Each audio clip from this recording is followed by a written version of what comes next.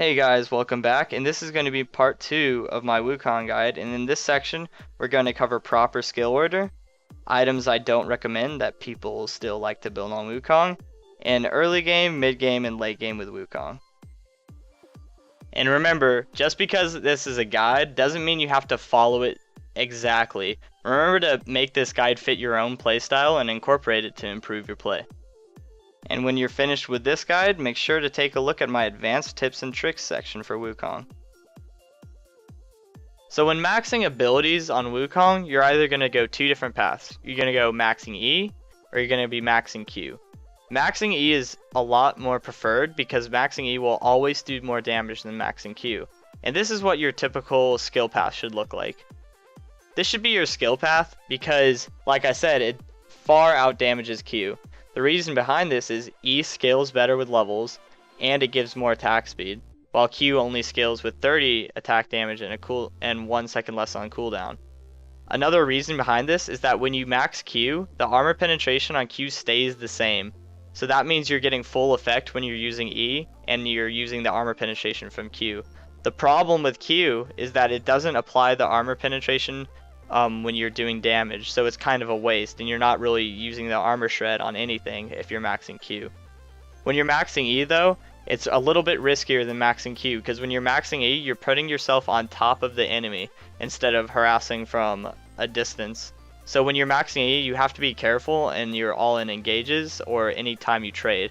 Make sure that you can win the trade instead of leading yourself into a losing fight. Another thing about maxing E is that when you max it, it's going to push your lane faster. So be careful when you're harassing or doing anything, because you don't want to push your wave too hard or else you're going to leave yourself susceptible to ganks. So now let's talk about going Q first. The problem with Q, as I've mentioned before, is that its damage doesn't apply the armor debuff before you hit it. So basically, you're wasting the armor penetration because your E doesn't do much damage at level 1, and you're not really using much for your armor pen except for your auto attacks, maybe your ult, depending on how much you're going all in. The good thing about Q is that it's more harass than E, and that you can do damage from a safe distance. Say if you're going against Darius or Renekton, Garen, or Shyvana, and you're losing the lane, it's better to max Q instead of E, because instead of putting yourself on top of the enemy that's winning with E, you're going to be harassing from a distance with Q. And if you continue that harass, and as I said, its cooldown gets lower as you max it, as you keep on getting Qs in, they're going to start getting low, and then eventually you might be able to all in them and start winning the lane. Alright, controversial debate time that people love to argue about. This is the items I don't like section, and some of these you may disagree with, but I'm going to explain my reasoning behind every item I say.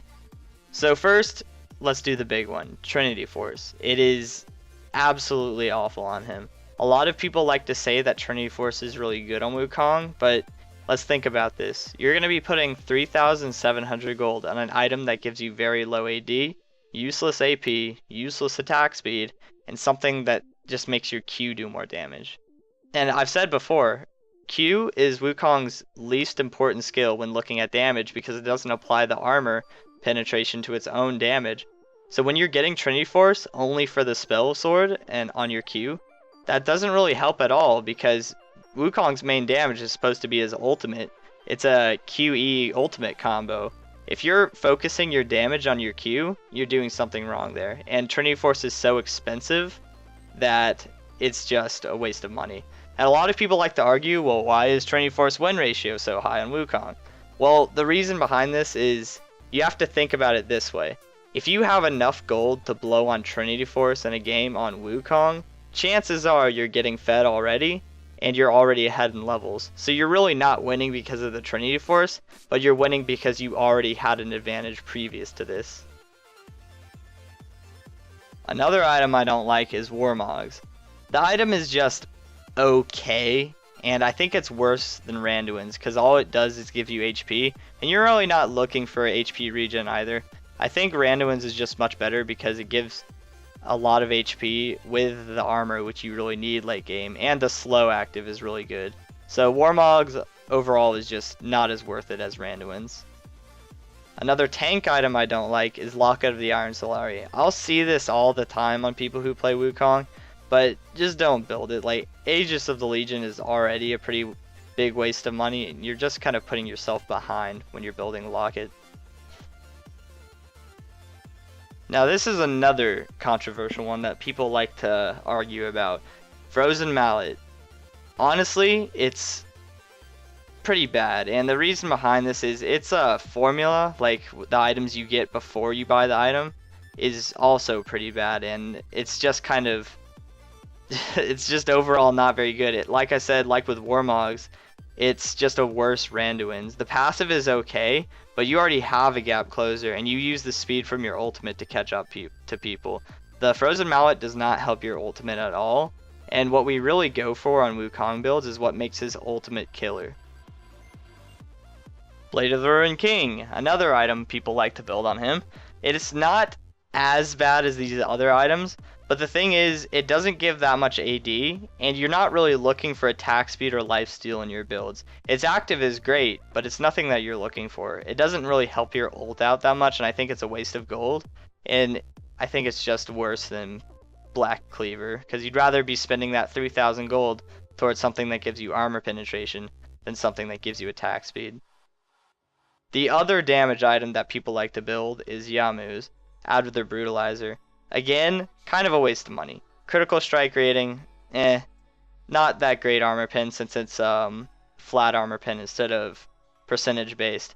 And the active is not very good except for split pushing. So, mediocre item, Black Cleaver is just a better item overall. And the last item is Spirit Visage. This is not a very good MR item on Wukong because while it gives great tanky stats, that's all it gives is tanky stacks. And the only thing I like, the only items I like for Wukong that are only tank is Randuin's and Guardian Angel. Spirit Visage is just okay. The cooldown reduction is great, but the healing regeneration effects is kind of a waste. So what you really want to get instead of Spirit Visage is a Maul Malmortius, and that'll help you against magic damage. So in this final section, we're going to be talking about early game, mid game, and late game Wukong. These are pretty general, so we're going to keep this section short.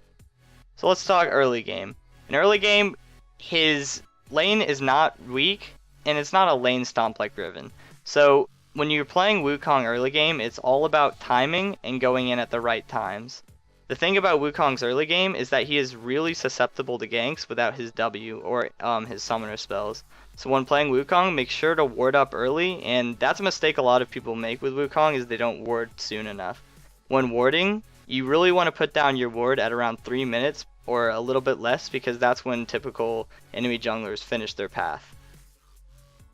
Keep in mind that Wukong's goal in the early game and the laning phase is to win before level 6. If you succeed to win before level 6, you should be continuing to stomp the lane, and eventually you'll get huge and you'll be a gigantic threat, and you'll be able to turn ganks and maybe take them for a 2-for-0 or at least a 1-for-1. And that way you're going to draw enemy jungler pressure top, and then maybe your team can go get dragon. Wukong's mid game is where he shines because he is going to be his absolute strongest at this point, assuming you have at least one of your items finished, and you should be around level 11, so your ultimate should have the power spike it needs for his team fights. So your objectives during the mid game is to group up, try and siege turrets, and then if someone is caught out of position, you quickly EQ ult them and hopefully one-shot them with your build. If this doesn't work and your grouping isn't so great compared to the enemy team, remember that Wukong is a very effective split pusher. His E giving him extra attack speed and his Q doing damage to the turret as well as being an auto attack reset makes him extremely effective. And typically with a Wukong build that's built pure damage, they're going to have to at least send 2 people top to deal with you because you're going to be able to 1v1 anyone on their team if you have your items. It's also important to note that Wukong's mid game securing dragon is extremely effective because typically when you're taking dragon, you're going to be fighting in the jungle, and that's where Wukong also shines because typically the enemy team doesn't have enough protect on their carries to survive your burst. In a lane, it's a lot easier to protect, but in the jungle, you can creep around people and then instantly assassinate any of their carries. Finally, going into late game, there's not much to say about this, but just remember that Wukong does fall off a little bit in the extreme late game where everyone has 6 items, because at this point, he normally can't one-shot anyone.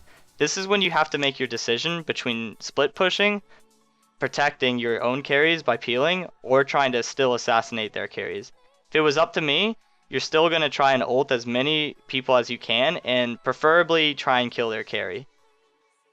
Just remember in late game, it's a lot riskier to go all in on someone because you might get caught out and your team won't follow up. You'll die and you may have thrown the game. So be sure not to go in on any fights that your team isn't prepared for.